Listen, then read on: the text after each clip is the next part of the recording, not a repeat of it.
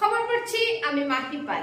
বাংলাদেশে মৌলবাদীদের দ্বারা হিন্দুদের উপর নির্মম অত্যাচার, মন্দির ভাঙচুর, হিন্দুদের সম্পত্তির লুটপাট ও হিন্দু যুবক দীপুচন্দ্র দাসকে নির্মমভাবে হত্যার বিরুদ্ধে হাইলাকান্দিতে এক বিশাল বিক্ষোভ মিছিল মঙ্গলবার অনুষ্ঠিত হয়।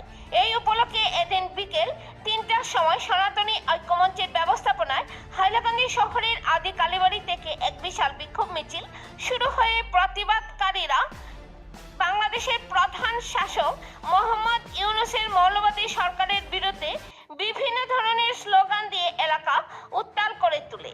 হাইলাকান্দির প্রধান সড়ক পরিক্রমা করে শেষে হাইলাকান্দির নেতাজি পয়েন্টে এসে প্রতিবাদকারীরা বাংলাদেশের প্রধান শাসক মোহাম্মদ ইউনূসের পুষ্পতলিকা দাহ করা হয়। এদিনের এই প্রতিবাদ মিছিলে কয়েক হাজার সনাতনী হিন্দুরা অংশগ্রহণ করেন। এদিন বিক্ষোভকারীরা তাদের বক্তব্যের মাধ্যমে বাংলাদেশে হিন্দু যুবক দীপুচন্দ্র দাসকে নির্মমভাবে হত্যা করার জন্য বাংলাদেশের মৌলবাদী মোহাম্মদ ইউনূস সরকারের তীব্র নিন্দা ও ধিক্কার জানিয়ে বাংলাদেশের সঙ্গে সকল ধরনের রাজনৈতিক ও কূটনৈতিক সম্পর্ক, আমদানি রপ্তানি সহ বাংলাদেশের নাগরিকদের ভারতের চিকিৎসা পরিষেবা ইত্যাদি বন্ধ করার দাবি জানানো হয়।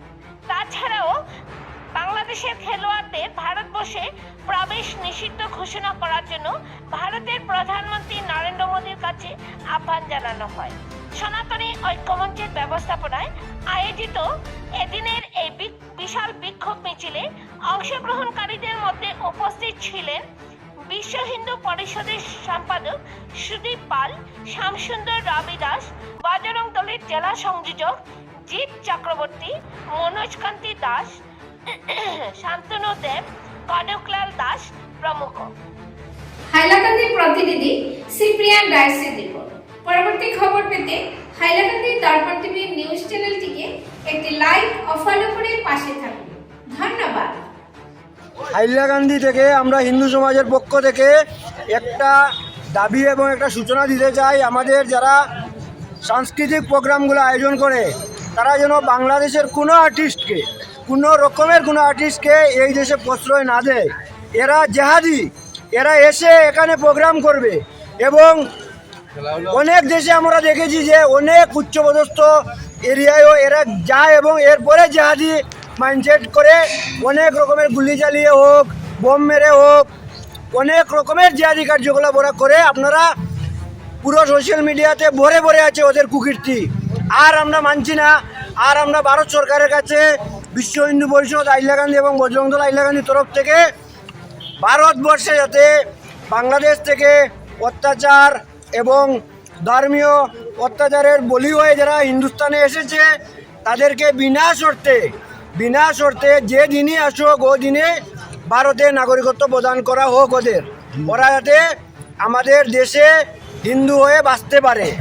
জয় শ্রীরাম, জয় শ্রীরাম। बांग्लादेश इश्यू को लेके तो इस बात में आप क्या कहना चाहेंगे? बांग्लादेश के उपलक्ष्य में क्या प्रतिवाद हुआ है, इसके बारे में जानकारी दीजिए। देखिए, पिछले कुछ दिनों से हर साल का ये नाटक शुरू हो गया है कि हिंदुओं को अत्याचार बांग्लादेश में हर रोज हो रहा है। वो तो एक दिन हम लोगों ने सोशल मीडिया में देखा है, इसलिए हम लोग को मालूम पड़ा है। लेकिन हर दिन कोई ना कोई हिंदुओं को जान देना पड़ रहा है। हर दिन कोई हिंदू बहन बांग्लादेश में रेप हो रहा है उसका। और बांग्लादेश के जो यूनिट सरकार जो अपने आप को नोबेल शांति का दूत बोलते हैं राष्ट्र भर में, दुनिया भर में, वो शांति का दूत आज पूरा देश, पूरा दुनिया बांग्लादेश को देख रहा है। किस तरीके से बांग्लादेश में दीपू दास नाम के एक सनातनी भाई को जिंदा उसको मारकर आत्महत्या कर जिंदा उसको लटका कर उसको आग लगा दिया उसके शरीर में। और ये मानवता के लिए एक धिक्कारजनक बात है, क्योंकि बांग्लादेश जिसको जन्म हिंदुस्तान ने दिया है, जिसको जन्म भारत की जो उस समय की सरकार ने दिया, भारत की सेनाओं ने बांग्लादेश को जन्म दिया है। ऐसे बांग्लादेश के लोगों ने, जो मौलवादी लोग हैं, जिस तरह से भारत के खिलाफ अपनी भाषाओं का प्रयोग कर रहा है कि 7 सिस्टर वो लोग ले लेंगे, ऐसे बांग्लादेश के सभी जितने भी मौलवादी लोग हैं उन लोगों को मैं बोलना चाहता हूँ कि 7 सिस्टर क्या, तुम लोग असम के ये जो सुतारकांडी बॉर्डर का एक टुकड़ा मिट्टी भी नहीं लेके जा पाओगे। इसका वचन भारत के हिंदू लोग देते हैं। সেটা যাচাই করবেন, তারপর ওকে ট্রিটমেন্ট দেবেন। বাংলাদেশের ট্রিটমেন্ট ভারতবর্ষের মাটিতে আর হবে না। আমাদের টাকায় যাতে ওদের ট্রিটমেন্ট না হয়, আমাদের খেয়ে আমাদের পরে যাতে ওদের ট্রিটমেন্ট না হয়।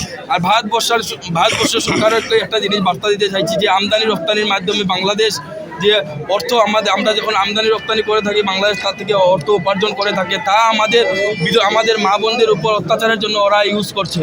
তার সঙ্গে আমরা কোনো ধরনের সম্পূর্ণভাবে বাংলাদেশের সাথে ট্রেডিংও আমরা বন্ধ করতে চাইছি। আগামী দিনে আমরা দেখতে পারবো যে বরাকবলির সাথে যে গেট রয়েছে তাও বন্ধ হবে, তাতে কোনো ধরনের আমদানি রপ্তানি হতে পারবে না। আজকে এই হাইলাকান্দি মাটি থেকে একটাই বার্তা দিচ্ছি যে আগামী দিনে যদি কোনো ধরনের আমদানি রপ্তানি হয়, তাই দায়িত্ববান ওরা নিজে থাকবে, ওরা অন্য কেউ হতে পারবে যদি আগামী দিনে কোনো কিছু ঘটনা ঘটে। আইপিএলে যদি বিসিসিআই বাংলাদেশকে সাপোর্ট করে থাকেন তাহলে বিসিসিআই এরও প্রচেষ্টা হবে, বিসিসিআই এরও এগেইনস্ট করা হবে, বিসিসিআইকে বয়কট করা হবে, যাতে আগে যা হয় তা হয়।